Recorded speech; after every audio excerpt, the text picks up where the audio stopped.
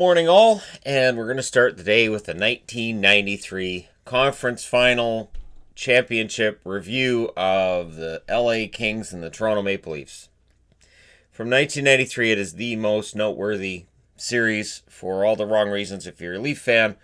And if you're a hockey fan, it was kind of disappointing too. No offense to the Kings, who would rock these jerseys a few years after that. But we really wanted to see Toronto and Montreal in the Stanley Cup final. It would have been great. And as it stood, it was the last year that a Canadian team won the Stanley Cup, with the 1993 Montreal Canadiens doing so. And so, yeah, it's one of those things that I really I look back on and I say, wow, that was one time I really wanted Toronto to win, which meant that coming out of that series, there were very, very few who wanted to see the Kings win the Stanley Cup outside of the Kings fan base itself. Or maybe there were more than I knew of, but at the time, everybody wanted to see Toronto and Montreal, so they got mad at LA when it didn't happen. And of course, there were comments at the time about whether or not that's what the league wanted, because of the controversy coming out of Game 6. So, the Kings were 39, 35, and 10. They had 338 goals that year, which was 5th in the NHL. 340 goals against, which was 21st. So, pretty poor overall numbers for the LA Kings. On the Toronto side, there were 44, 29, and 11. 288 goals for, which was 16th. 241 goals against, which was 2nd. Toronto Maple Leafs, really an excellent team in the mid-90s. Overall, they'd beaten Detroit in 7. They then finished it up by beating St. Louis in 7 and went in to play the LA Kings, where they had home ice advantage. The Kings, on the other hand, they'd knocked out Calgary in the first round in 6, so they continued the Flames' frustrations with their inability to win another Stanley Cup since '89. And they knocked off Vancouver in round 2, 4-2, and that was one of the most painful series that I had experienced as a Canucks fan. Because really, the Canucks in '93 had the best points totals they'd ever had, 101 points as a team, and then the Kings took them out in 6. Now, for their part, the Toronto Maple Leafs played very well in this series. But, of course, famously, the Kings end up winning the series. And again, this is a jersey they didn't wear until years later.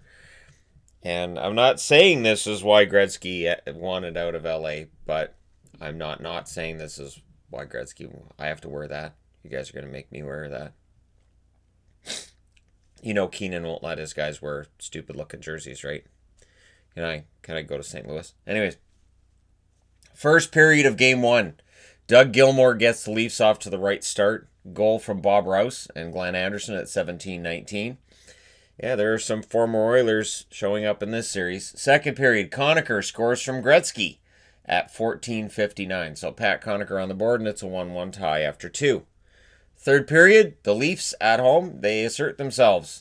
Anderson from Gilmour and Clark at 9:49, then Gilmour from McCown and Borshevsky at 10:55, and then Bill Berg scores from Gilmour at 15:21. It's a 4-1 lead, and Toronto maintains home ice advantage. Kelly Hrudey saves 43 out of 47. Potvin saves 28 out of 29 in the victory, and Felix Potvin playing some of his best hockey at this stage. So Game 2, again in Toronto, of course. And the Kings, well, they showed that they're in this. And it's not going to be an easy one. But, of course, Toronto hadn't had an easy series yet, so why should this be any different? First period is power play goal for Doug Gilmour from Borshevsky and Andreychuk at 2:25. Mike Donnelly then ties it from Hrudey and Granato at 2:56, so they had the lead for all of 30 seconds. But they would restore the lead. It's Anderson from Clark and McCown at 3:59, so it's 2-1 for the Leafs 4 minutes into the game. But that's all the scoring in the second period. Granato ties it from Millen and Zhitnik at 13 minutes. And then in the third period, just past the halfway mark at 12 minutes and 20 seconds, Thomas Sandstrom scores from Gretzky. That makes it 3-2, and the Kings would maintain that lead. Kelly Hrudey saves 27 out of 29 in the victory. Potvin saves 25 out of 28 in the loss. So, that being said, we move on to Game 3. We're in Los Angeles. Los Angeles looking for a lead, and they get it. It's Rob Blake scoring from Sandstrom and Jimmy Carson at 8:49. In the second period, Yari Curry makes it 2, right? Former Edmonton Oilers, Yari Curry from McSorley and Tim Waters at 9:26. It's then a power play goal from Gilmore that gets the Leafs closer from Anderson and Ellett at 15:15. Well, the Cats argue over who they like more, the Kings or the Leafs. Baumgartner scores from Clark and Krushelnyski at 17:04. That ties it up. It doesn't stay that way. It's a power play. It's a power play goal for the Kings. Zhitnik scores from Gretzky and Conacher at 18:18. Third period with a 3-2 lead early in that third. While the Leafs have the power play, Dave Taylor decides he's going to score. He gets a goal from Conacher at 1:26. So shorthanded marker makes it 4-2, and that's your final. Felix Potvin, 21 saves on 25 shots. Kelly Rudy, 20 saves on 22 shots. So you go to Game 4, and again, now this is a chance for the LA Kings to take control and have the series. It's all theirs. Nope, they don't get it done at home. It's Rouse scoring from Gilmore and McCowan at 2 minutes and 30 seconds for the Leafs. Then Eastwood makes it 2-0 from Clark and McCowan at 6 minutes and 24 seconds. So 2-0 lead until a power play goal by Gretzky at 12 minutes and 22 seconds makes it 2-1. But Mike Foligno scores from Krushelnyski and Borshevsky at 14:52. That's a power play marker as well. It's 3-1 for the Toronto Maple Leafs after one period. Second period, Pearson scores from Eastwood and Clark at 2 minutes and 34 seconds. That makes it 4-1.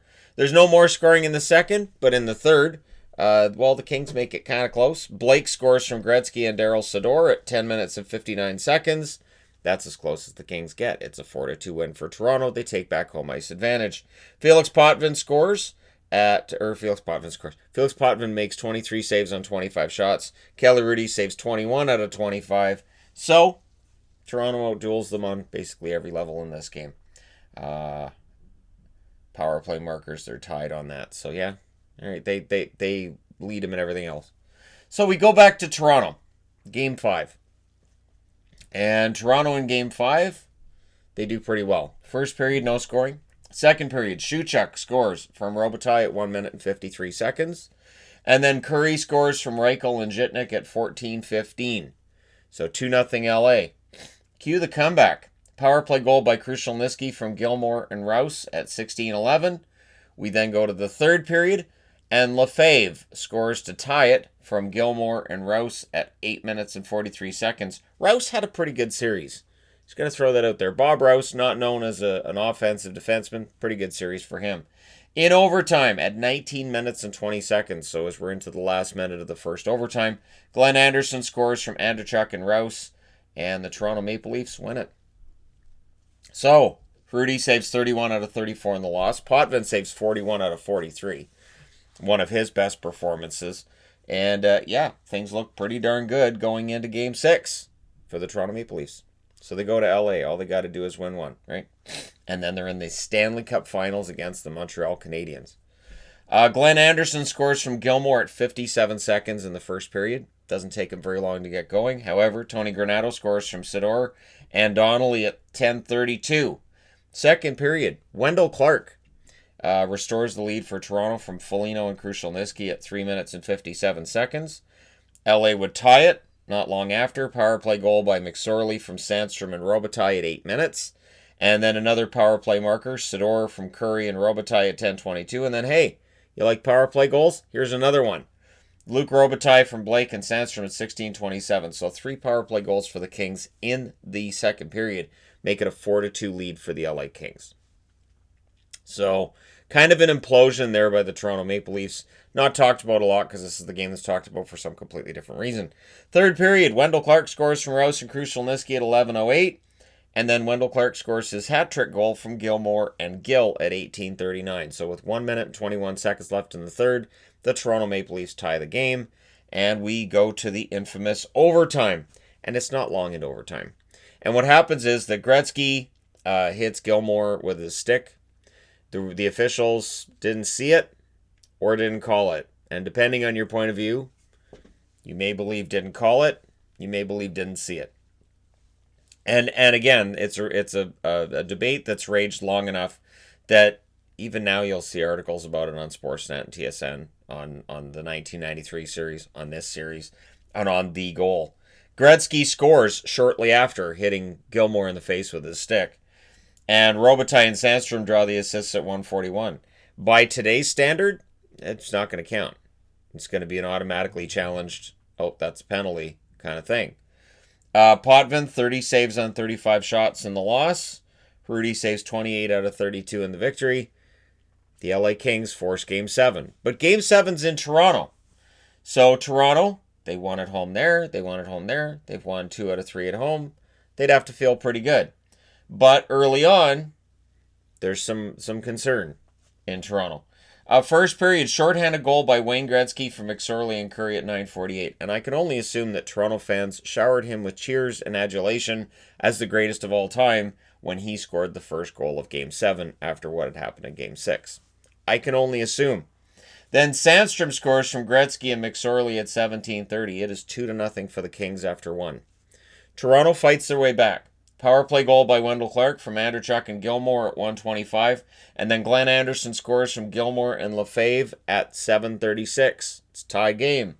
But less than 3 minutes later, who gets it? Your villain, Wayne Gretzky. He scores from Sandstrom and Blake at 10:20. So Gretzky with his second goal, and that makes it 3-2 for the Kings after 2. Third period. Wendell Clark ties it up from Gilmour. Mike Foligno draws the second assist on that one. That's only at 1:25. So the game is tied again pretty early in the third period. Donnelly, however, restores the lead late from Zhitnik and Granato at 16:09. And then 37 seconds later, it's Gretzky completing the hat trick from Conacher at 16:46.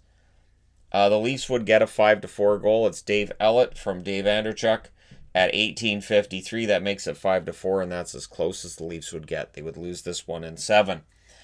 Kelly Rudy saves 25 out of 29 in the victory. Potvin saves 21 out of 26 in the loss. And this is always remembered for this overtime goal. Now, the Kings may very well have won that game in overtime anyways. But just how public, just how high profile that moment was, it definitely left its mark. And for me as a hockey fan, I was left saying, great, now I got to cheer for Montreal in the finals. Great. And so I did. I cheered for Montreal in the finals. And because, again, I wanted a Toronto-Montreal Stanley Cup final. I thought that would have been great. Most of Canada was on board with that. I understand Kings fans would not have been on board with that. And a lot of American fans likely were happier to see Gretzky and the Kings in the finals than the Toronto Maple Leafs. But for me and for many others, it didn't feel right to see the Kings against Montreal, or again against Montreal in the finals. Now, in that series, Gretzky had 5 goals and 5 assists, 10 points in 7 games. Sandstrom, 2 goals and 5 assists. Thomas Sandstrom's an underrated player in NHL history. We talk about underrated guys. Luc Robitaille, 1 goal, 4 assists. Rob Blake, 2 goals, 2 assists. Jari Kurri, 2 goals, 2 assists. So Kurri and Robitaille were held down quite well by the Toronto Maple Leafs. Kelly Rudy, 4-3 with an .894 save percentage. On the Toronto side of things, Gilmour, 4 goals, 9 assists, 13 points in 7 games. His status as one of the greatest Leafs ever is born out of his playoff performances. Wendell Clark, 5 goals, 5 assists, 10 points. He, of course, being a folk hero as well to Leafs fans. Glenn Anderson, 5 goals, 3 assists. Bob Rouse, 1 goal and 5 assists, 6 points. And Dave Andrechuk had 4 helpers in this series as he reinvented himself as he got older. Potvin, 3-4 record in that series with an .896 save percentage. So, pretty strong series overall. Of course, the LA Kings would lose the Stanley Cup final in 5 against the Montreal Canadiens, who were absolute beasts in overtime that year. But, there you go. The LA Kings, they played the villain, and they played it well in this series, and they would knock out the team that everybody in Canada, I believe everybody in Canada, wanted to see in the Stanley Cup finals. If you didn't, let me know in the comment section below. But hey, there you go. The 1993 series was Toronto and LA, as predicted, and rightfully so. And so we'll continue this series forward. Again, I'm interspersing it, like I'm doing it on different days and not doing them every day, but we're getting there. So for people waiting to see what, from the 2010s, yeah, there'll be 2010 series soon. Soon being, well, we're in 93, 94, 5, 6, 7, Okay, it'll be a while, but we'll get there. All right, thank you guys so much for all your support. It means a lot. Don't forget to hit like and subscribe if you're browsing your way through. You just happened upon this video. Thank you guys so much for everything. Do remember, stay safe, stay home if you can. Wash your hands. I will talk to you again soon.